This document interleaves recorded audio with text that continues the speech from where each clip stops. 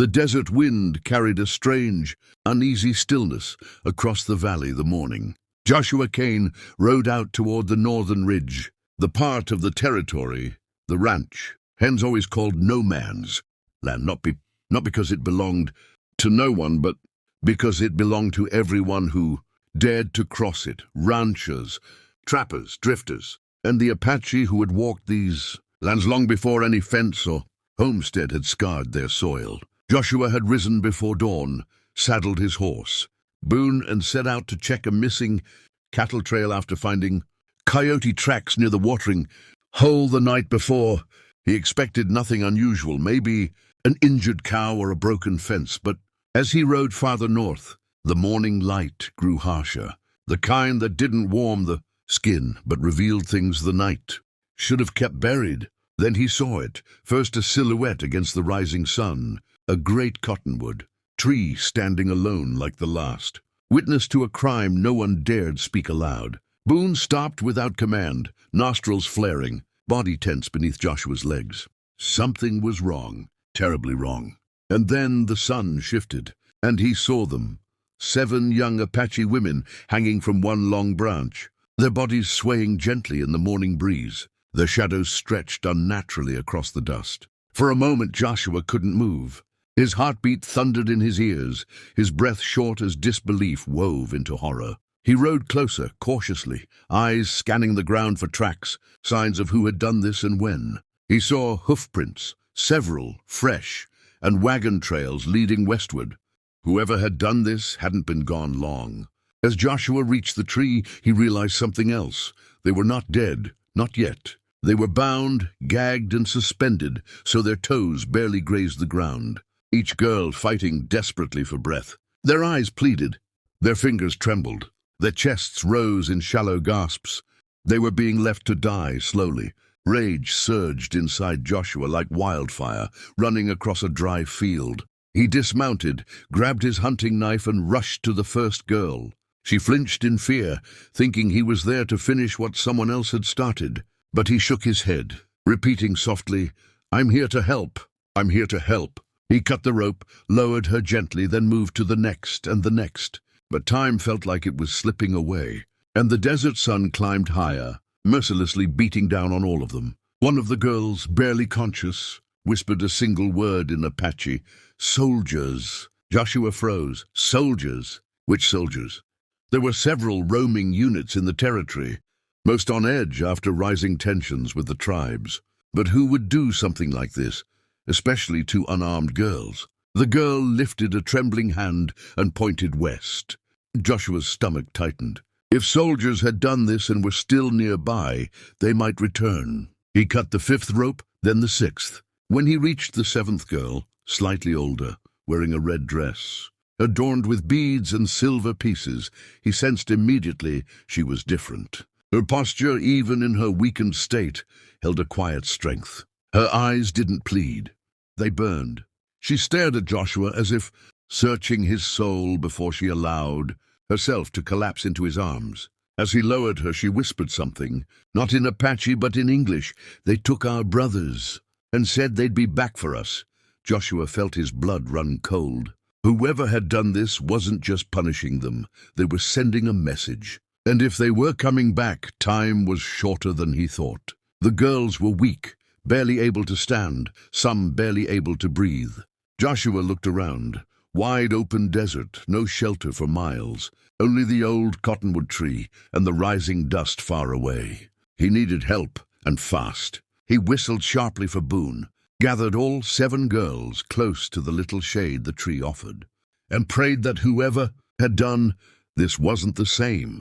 Group of riders he now saw forming on the horizon. The silhouettes grew clearer, men on horseback, 4, no, 5, riding toward the tree at full speed. Joshua placed himself between the girls and the approaching riders, knife still in hand, his pulse hammered like a drum. He didn't know who these men were, but he knew one thing. If they had returned to finish what they started, they would have to go through him first.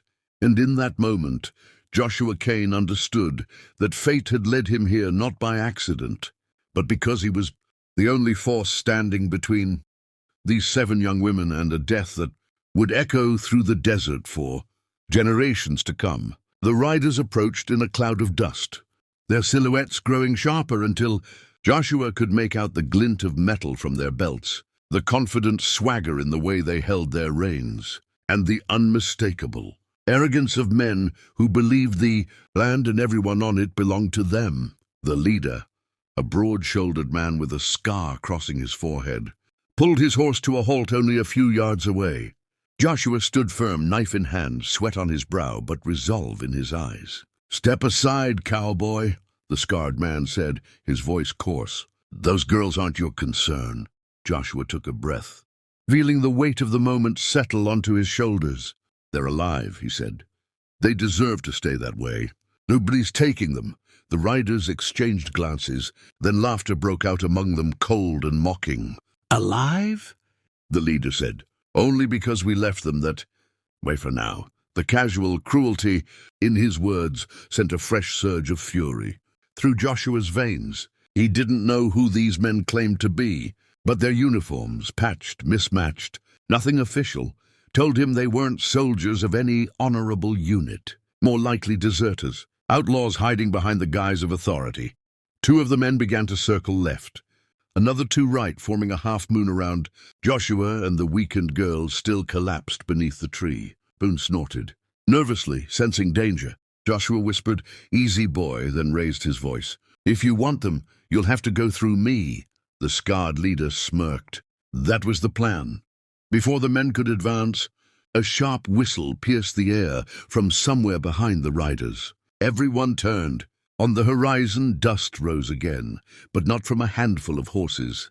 From dozens, a wave of Apache riders emerged, their silhouettes rising like spirits from the desert floor. They moved with unmistakable purpose, bows raised, spears glinting, faces painted with symbols of war. The riders paused, stunned, then the leader spat a curse. "We don't have time for this," he growled. "Move," but it was too late. The Apache warriors surrounded them with silent, terrifying precision, cutting off every escape route. The scarred leader turned back to Joshua, fury blazing in his eyes. "You did this," he snarled. Joshua shook his head. "No," he said quietly. "You did when you touched their daughters." A single Apache rider dismounted, tall elder with braids streaked with gray, his eyes dark and steady. Joshua recognized him from stories told across the territory. Chief Nantan, a man both feared and honored. He approached the girls with heartbreaking gentleness, kneeling beside each, whispering prayers of protection in the Apache tongue. When he reached the girl in the red dress, she grasped his hand. "Father," she whispered. Joshua stiffened. She was the chief's daughter. The elder rose slowly, turned to the riders, and for the first time spoke to Joshua. "You saved them," he said simply. Joshua shook his head. "I just did what any decent man should." The chief placed a hand on Joshua's shoulder in silent gratitude, then stepped toward the captured outlaws. The desert grew quiet, the kind of quiet that comes before a storm. The chief raised his hand. His warriors tightened their circle. The leader of the outlaws spat again, but fear cracked through his bravado. "We were following orders," he shouted. "We were told to scare them off these lands." The chief's gaze was like a blade. "This land is ours," he said. "It was ours before your fathers were born, and you tried to take our daughters to take our land." The outlaws were dragged away to face Apache justice, and the remaining warriors helped lift the 7 girls onto horses, supporting them carefully. The girl in red looked back at Joshua, her eyes softening. "You protected us when you didn't have to," she said. Joshua tipped his hat. "You deserved better than what they planned." Chief Nantan spoke again. "You are welcome on our land.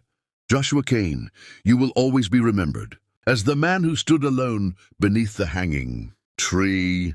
Joshua watched them ride away. 7 girls who had come within a breath of death, now surrounded by their people, safe at last. As the sun dipped low, he mounted Boone and turned toward home, knowing his life had changed forever.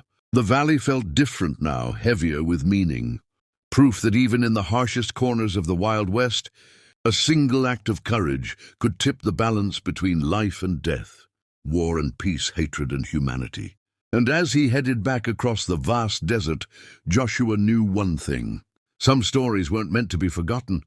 They were meant to be told, again and again, to remind people that heroes don't always wear badges or carry glory.